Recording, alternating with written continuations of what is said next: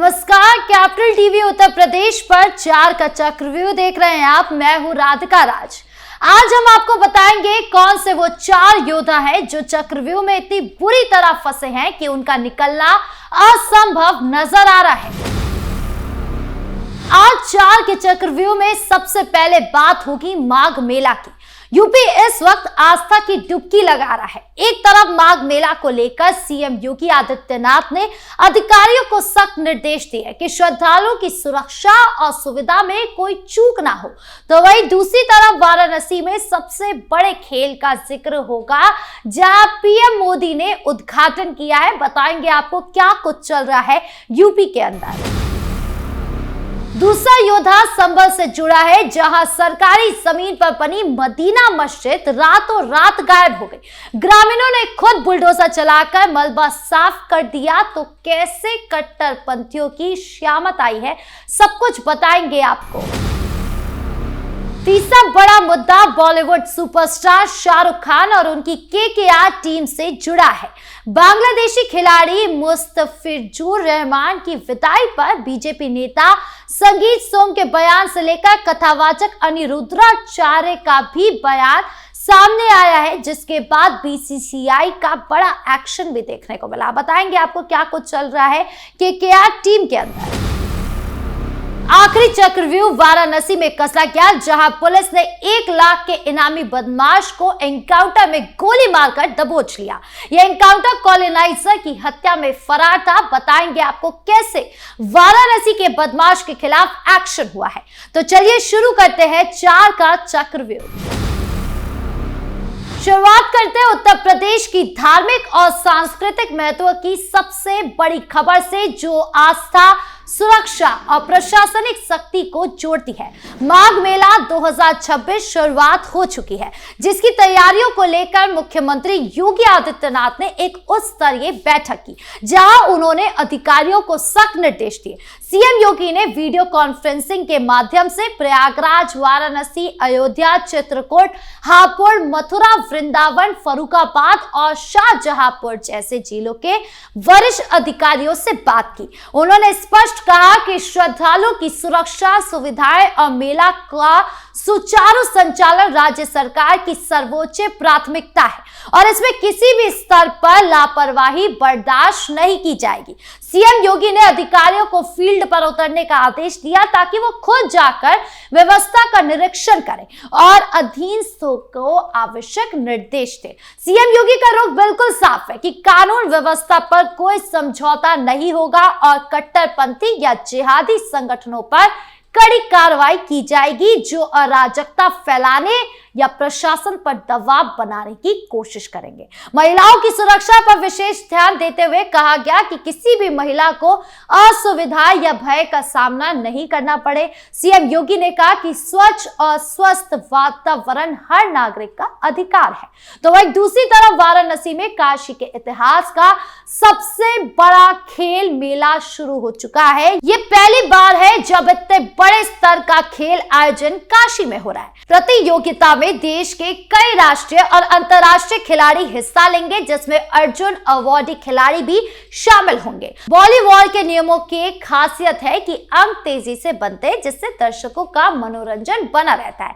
एक नियम के अनुसार टीमों का कोई खिलाड़ी एम्पायर के फैसले पर खुद आपत्ति नहीं उठा सकता, बल्कि कप्तान के जरिए शिकायत करनी होती है, जो अनुशासन बनाए रखता है। यह आयोजन काशी के खेल इतिहास में मील का पत्थर साबित होगा और युवाओं में खेल भावना जगाएगा। कुल मिलाकर यूपी इस वक्त इवेंट की बौछार आ रहा है, जिससे निवेशकों का आना तय माना जा रहा है और इससे यूपी का खजाना भी भरेगा।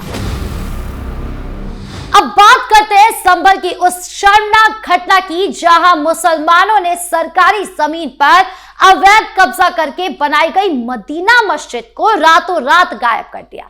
संभल में सरकारी जमीन पर मुसलमानों ने 2005 के आसपास चुपके से 2 मंजिला मस्जिद का निर्माण कर लिया था, जबकि यह जमीन साल 2000 में चकबंदी प्रक्रिया के तहत गांव के गरीब परिवारों को आवास आवंटन के लिए सुरक्षित की गई थी। यह स्पष्ट रूप से मुस्लिम समुदाय द्वारा सरकारी संपत्ति पर अवैध अतिक्रमण का मामला था, जो पिछली सरकारों की ढिलाई के कारण फल फूल रहा था। लेखपाल की रिपोर्ट पर लगातार यह मामला कोर्ट में चल रहा था। प्रशासन ने सुबह 10 बजे 31 अधिकारियों के दल के साथ बुलडोजर से ध्वस्त करने की तैयारी कर भी ली थी, लेकिन मुसलमानों ने चालाकी दिखाते हुए शनिवार की रात को ही खुद हथौड़ा लेकर मस्जिद को जमींदोज कर दिया और जेसीबी से मलबा भी साफ कर दिया। सुबह तक वो जगह नमाज अदा की जाती थी और वजू का इंतजाम तब पूरी तरह से मिट्टी में मिल चुका था और कोई निशान नहीं बचा था। मस्जिद कमेटी के सदस्यों ने खुद जेसीबी चलाई थी, लेकिन कैमरे पर बात करने से इनकार कर दिया। हाथ से इशारा करके मना कर दिया गया। सुनिए क्या कुछ कह रही है प्रशासन। निर्धनतम व्यक्तियों के लिए आबादी हेतु आरक्षित भूमि थी, उस पर कब्जा कर लिया गया था, तो उसको आज हटाया गया है। अधिकतर कब्जा स्वयं हटा लिया गया और शेष जो मलबा इत्यादि है और जो अवशेष कब्जा था वो हमारे द्वारा ध्वस्त किया गया है। और एक तुरंत बाद जो हमारे 20 निर्धन लोग थे उनको पट्टे भी दिए गए हैं ताकि वो अपना मकान बनाए और प्रधानमंत्री आवास योजना ग्रामीण है उसके अंतर्गत इनको मकान भी दिए जाए। ये घटना दिखाती है कि मुस्लिम समुदाय किस तरह सरकारी जमीन पर कब्जा करके कानून की खिल्ली उड़ा देता है और अब योगी सरकार की सख्ती से डर कर खुद ही पीछे हट रहा है। अब आते हैं उस मुद्दे पर जो बॉलीवुड, क्रिकेट और राजनीति को आपस में जोड़ रहा है। बांग्लादेशी हिंदुओं का अभी आंसू सूखा भी नहीं था कि भारत के कट्टरपंथियों ने अपनी औकात दिखाना शुरू कर दिया। कोलकाता नाइट राइडर्स ने बांग्लादेशी तेज गेंदबाज मुस्तफिजुर रहमान की विदाई पर बीजेपी नेता संगीत सोम ने तीखी प्रतिक्रिया दी।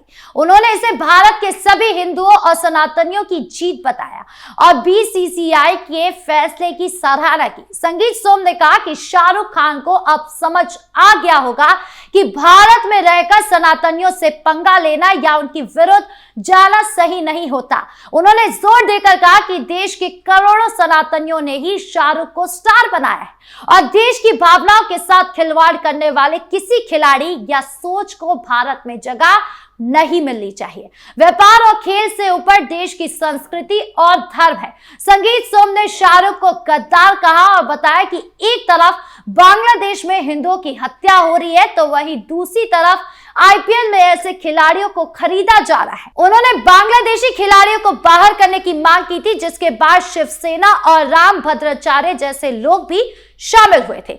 बीसीसीआई ने केकेआर से मुस्तफिजुर को हटाने का निर्देश दिया, जो आईपीएल 2025 की रिटेंशन और रिलीज लिस्ट के बाद सियासत गरमा गई। संगीत सोम ने इसे देश के करोड़ों सनातनियों की जीत बताया और शाहरुख को असलियत समझ आने की भी बात कही। इस मुद्दे पर मथुरा के कथावाचक अनिरुद्धाचार्य महाराज ने भी शाहरुख खान और बॉलीवुड पर जोरदार हमला बोला। उन्होंने केकेआर के बांग्लादेशी खिलाड़ी को 9 करोड़ में खरीदने को हिंदुओं के विश्वास से विश्वासघात करने का बताया। अनिरुद्धाचार्य ने कहा कि बांग्लादेश में हिंदुओं को जिंदा जलाया जा रहा है और भारत से कमाया पैसा उन लोगों को भेजा जा रहा है जो हिंदुओं से नफरत करते हैं।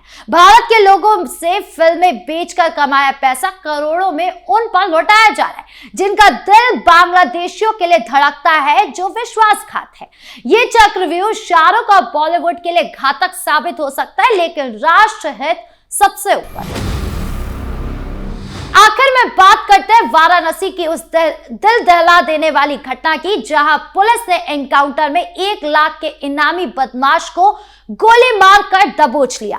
वाराणसी में कॉलोनाइजर महेंद्र गौतम की हत्या में शामिल शूटर से पुलिस का सामना हुआ। शूटर के पैर में गोली लगी और उसे गिरफ्तार कर लिया गया। बदमाश के क्षेत्र में वारदात की सूचना पर सारनाथ थाना प्रभारी पंकज त्रिपाठी और एसओजी प्रभारी गौरव सिंह टीम के साथ निरीक्षण कर रहे थे। सराय मोहाना में बदमाश मौजूद था और पुलिस को देखते ही दोनों हाथों में असला लेकर फायरिंग शुरू कर दी। जवाबी कार्रवाई में उसके पैर में गोली लगी और पुलिस ने उसे दबोच लिया। उसके पास से 2 असले और कारतूस बरामद हुए। डीसीपी वरुणा जोन प्रमोद कुमार ने बताया कि सूचना पर घेराबंदी की गई और जवाबी फायरिंग में बदमाश घायल हुआ। पुलिस की ये कार्रवाई योगी सरकार की अपराध पर जीरो टॉलरेंस नीति की मिसाल है, जहां अपराधियों को पकड़ने के लिए सख्त कदम उठाए जा रहे हैं। ये चक्रव्यूह अपराधियों के लिए कसा जा रहा है और वाराणसी जैसे शहरों में सुरक्षा मजबूत हो रही है। तो आज 4 के चक्रव्यूह में इतना ही। धन्यवाद।